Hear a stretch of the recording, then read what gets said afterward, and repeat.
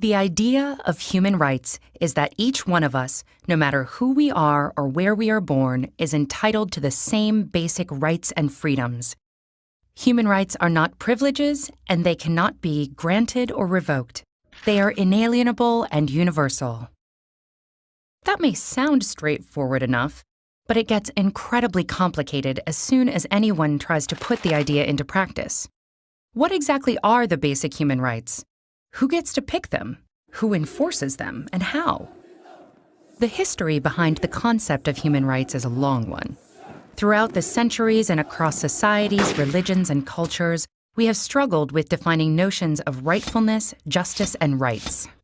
But one of the most modern affirmations of universal human rights emerged from the ruins of World War II with the creation of the United Nations. The treaty that established the UN gives as one of its purposes to reaffirm faith in fundamental human rights. And with the same spirit, in 1948, the UN General Assembly adopted the Universal Declaration of Human Rights. This document, written by an international committee chaired by Eleanor Roosevelt, lays the basis for modern international human rights law. The Declaration is based on the principle that all human beings are born free and equal in dignity and rights. It lists 30 articles recognizing, among other things, the principle of non-discrimination and the right to life and liberty.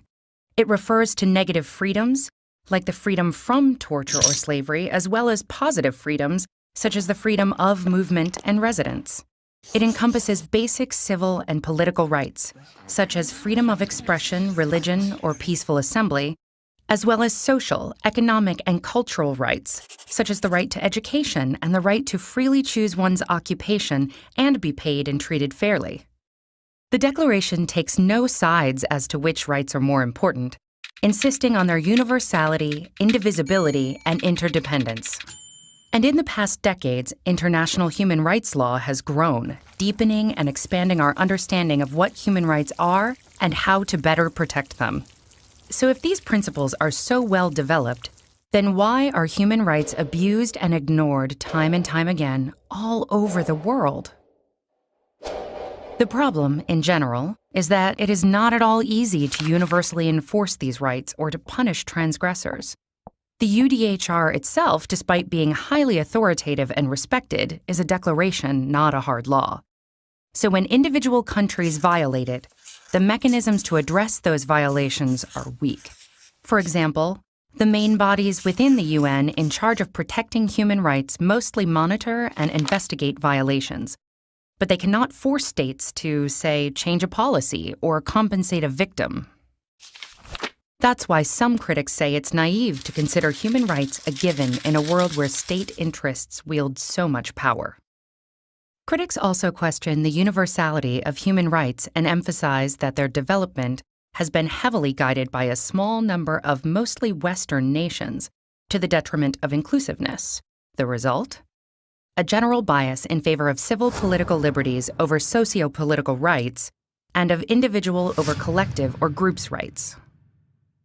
Others defend universal human rights laws and point at the positive role they have on setting international standards and helping activists in their campaigns.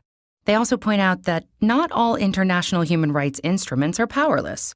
For example, the European Convention on Human Rights establishes a court where the 47 member countries and their citizens can bring cases.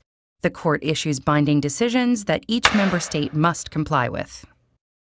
Human rights law is constantly evolving, as are our views and definitions of what the basic human rights should be. For example, how basic or important is the right to democracy or to development? And as our lives are increasingly digital, should there be a right to access the internet? A right to digital privacy? What do you think?